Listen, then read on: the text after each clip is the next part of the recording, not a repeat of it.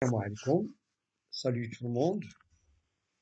On va aborder aujourd'hui un exercice sur le comportement global d'un circuit électrique en électricité niveau première année bac. Bien. Donc, on monte en série une batterie d'accumulateurs de force électromotrice E de valeur 24 volts et de résistance interne R de 1,2 ohm. Un moteur de force contre-électromotrice E' et de résistance interne R'. Un conducteur ohmique de résistance R de 4,8 ohms.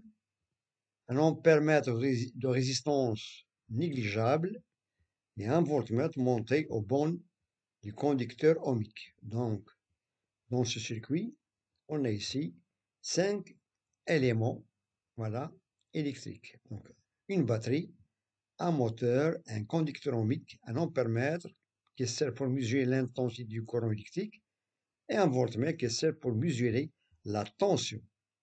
Étant donné qu'il est monté au borne du conducteur ohmique, donc il sert pour mesurer la tension au borne de ce conducteur. Première question, faire un schéma de montage. Deuxièmement, on bloque le moteur, l'intensité du courant qui circule dans le circuit est de I1, 2 ampères. Question, calculer R', c'est-à-dire la résistance interne du moteur. Troisièmement, on libère le moteur, l'intensité du courant est de valeur 1,5 ampères, c'est-à-dire I2, dans ce cas, est de 1,5 ampères. 3.1, calculer E', la force contre-électromotrice du moteur, bien sûr. 3.2, calculer la puissance reçue par chaque récepteur. 3.3, faire le bilan de puissance dans le circuit. Et la dernière question, 3.4, calculer le rendement de ce circuit. Bien. Donc, commençons par la première question, faire un schéma de montage. Donc, pour faire ce schéma, on doit respecter les données. On a ici une batterie d'accumulateurs, c'est-à-dire un générateur, un moteur, un conducteur ohmique, un ampèremètre, c'est-à-dire ces éléments sont montés en série. Par contre, le voltmètre, il est en dérivation en borne du conducteur ohmique. Bien, un peu de réflexion. Donc le schéma, c'est tout simplement, voilà, et à droite, on a ici le conducteur ohmique, il est en série avec le moteur, le générateur, c'est-à-dire la batterie d'accumulateur, et l'ampèremètre se branche toujours en série, qui sert pour mesurer l'intensité du courant. On respecte bien sûr les bornes, on a ici la borne positive avec la borne positive bien sûr de l'entrée de l'ampèremètre, et on a le moteur et le voltmètre, il est en dérivation, il est en parallèle avec le conducteur ohmique. Bien. Deuxième question. On bloque le moteur. L'intensité du courant qui circule dans le circuit est I1 est égal à 2 ampères. Calculer la résistance R'. Bien. Voilà, on bloque le moteur. Dans ce cas, l'intensité qui circule dans ce circuit de valeur 2 ampères. Et on nous demande de déterminer cette résistance interne de ce moteur. Bien. Voilà. Donc, on calcule cette résistance. Donc, on applique la loi de Puy qui dit que I est égal à la différence entre les forces électromotrices. On a ici la force électromotrice du générateur moins la force contre-électromotrice du moteur sur la somme des résistances. Étant donné qu'il y a 3 résistances, la résistance du conducteur ohmique, la résistance interne du moteur et la résistance interne du générateur. Bien. Donc, étant donné le moteur est bloqué, Quand on bloque le moteur, sa force contrôle-motrice devient nulle. Là, on a E' est égal à 0. Dans ce cas, le moteur joue le rôle d'un conducteur ohmique, comme une résistance. Donc, on va venir à la loi de Pouilly. On a la loi de Pouilly qui dit qu'on a la différence entre les forces électromotrices. Donc, étant donné que E' est égal à 0, dans ce cas, il nous reste tout simplement la force électromotrice du générateur sur la somme des résistances. Et on a la seule inconnue ici, c'est la résistance interne du moteur. D'où on a, d'après cette relation, on a E, qu'on fait monter sur du moteur, c'est des résistances multipliées par I1, et on effectue ce calcul, et on trouve que R' est égal à E sur I1 moins R grand R, c'est la résistance du conducteur ohmique. Bien, et on applique application numérique. On a ici E est donné d'après les données, voilà, 24 volts. L'intensité est égale à 2 ampères, moins 1,2, c'est-à-dire c'est la résistance interne du générateur, moins 4,8, c'est la résistance du conducteur ohmique. Et on trouve finalement que cette résistance interne du moteur est de valeur 6 ohms. 6 ohms. Bien. Question suivante. On libère le moteur, c'est-à-dire, dans ce cas, le moteur fonctionne. L'intensité du courant est I2 et de valeur 1,5 ampères. On constate que l'intensité de valeur diminue. Calculez cette force contre l'électromotrice E' du moteur. Bien. Dans ce cas, dans ce circuit, il y a circulation d'un courant de valeur 1,5 ampères. Bien. On calcule de E'. Quand le moteur tourne, bien sûr, on a la force contre électromotrice, elle est différente de 0. Donc, il a une valeur. Il nous demande de la calculer. Bien. Donc, toujours on applique la loi de Pouilly. On a ici E moins E' sur la somme de ces résistances du circuit. On a R', déjà calculé d'après la question 2. R, c'est la résistance du générateur qui est donnée. Et grand R, c'est la résistance du conducteur ohmique. Donc, il suffit d'effectuer cette relation et en remplaçant les données, voilà, on a E' est égal à E moins I2 avec la somme de ces résistances. Application, on a toujours E est de 24 volts. L'intensité dans ce cas est de valeur 1,5. On a 6, c'est la résistance interne du moteur qu'on a trouvé dans la question 2. 1,2, c'est la résistance interne du générateur. Et 4,8, c'est la résistance du conducteur ohmique. Et on trouve finalement que cette force contre électromotrice est de valeur 9 volts. Voilà, 9 volts. Bien. Passons à la question suivante, 3.2. Calculer la puissance reçue par chaque récepteur après le circuit. La puissance reçue. On a ici deux récepteurs. On a le moteur et le conducteur ohmique. Bien.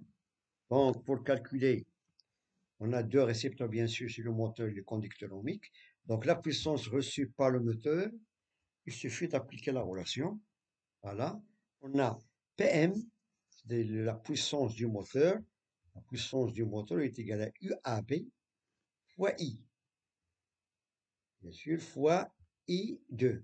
Ça, c'est la formule générale. Et on va appliquer cette relation. Voilà. Donc, on a la puissance du moteur, étant donné qu'on a ici un moteur, donc c'est un récepteur. Donc, la loi donc, de ce récepteur, c'est qui est sur la forme E' plus R' fois I2. Le tout fois I2. Voilà. Bien. Et on passe à l'application numérique. On a ici les valeurs E' de 9 volts, L' de 6 volts et I2 est de valeur 1,5 fois 1,5. Et on trouve que la puissance du moteur est de valeur 27 watts. Donc ça, c'est le premier récepteur. Il a une puissance de 27 watts.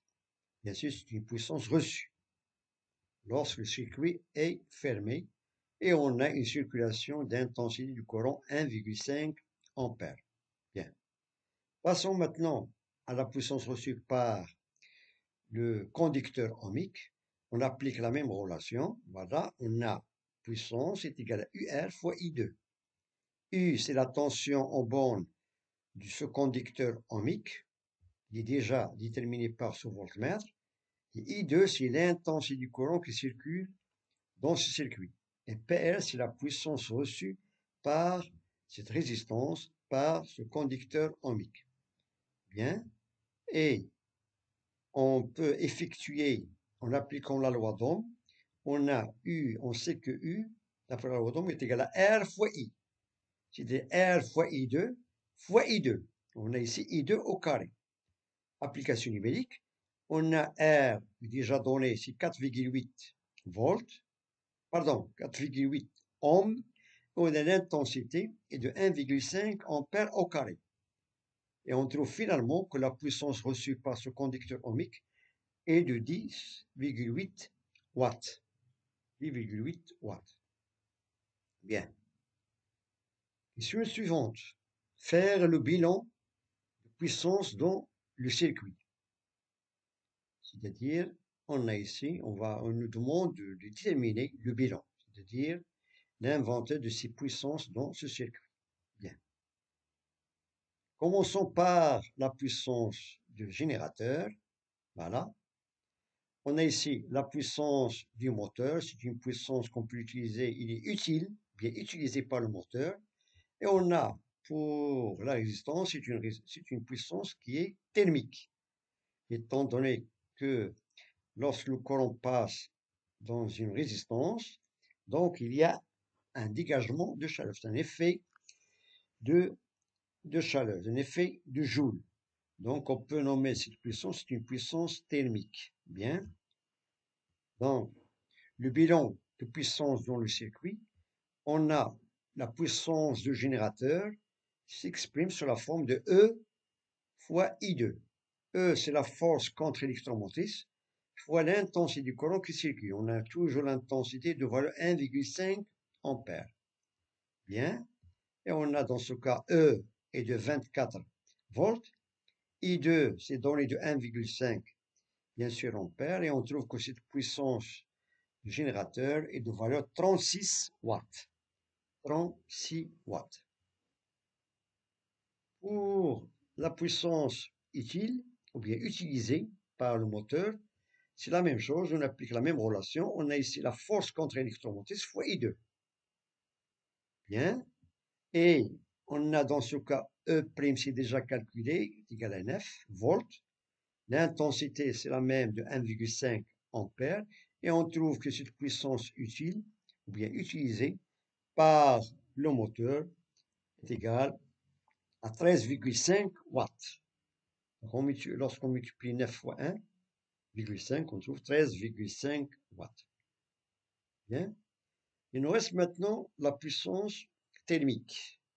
C'est-à-dire, étant donné qu'on a ici des résistances dans le circuit, voilà, on a la résistance interne de ce générateur, la résistance de même de ce moteur et la résistance du conducteur ohmique. Donc il suffit de faire la somme de ces résistances fois I2 au carré. Voilà, toujours, et on applique, on a cette puissance thermique. On a ici petit r est de 1,2 ohms, L', 6 ohms, et R, c'est 4,8 ohms. Et on a l'intensité est de 1,5, le tout au carré. Et on trouve que cette puissance thermique est de valeur 27 watts. 27 watts. Bien. Il arrive que cette puissance du générateur, elle peut être inférieure à la somme de ces deux puissances. Normalement, elle doit être égale. Mais il arrive que ça dépend du générateur. Il peut être, bien sûr, que cette puissance du générateur, il peut être inférieure à la somme de ces deux puissances. Passons maintenant à la dernière question. Calculer le rendement du circuit. Le rendement du circuit. Donc, pour calculer ce rendement, il suffit d'appliquer la relation suivante. On peut symboliser le rendement par la lettre ρ. On a ρ est égal à la puissance utilisée sur la puissance du générateur. Voilà. Et on peut exprimer cette puissance étant donné qu'on a la puissance utilisée est égale à E' fois I. Et on a la puissance du générateur, de même il est égal à E fois I. On simplifie par I, on peut exprimer ce rendement par le rapport de ces deux forces électromotrices. On a la force contre-électromotrice du moteur sur la force électromotrice du générateur. Remplaçons, on a 9 sur 24, E' est égal à 9, E est égal à 24, et on trouve que ce rendement est de valeur 0,375, c'est-à-dire 37,5%. Donc 37,5%, ça c'est le rendement de ce circuit. Donc je vous remercie de votre attention, bon courage et à très bientôt.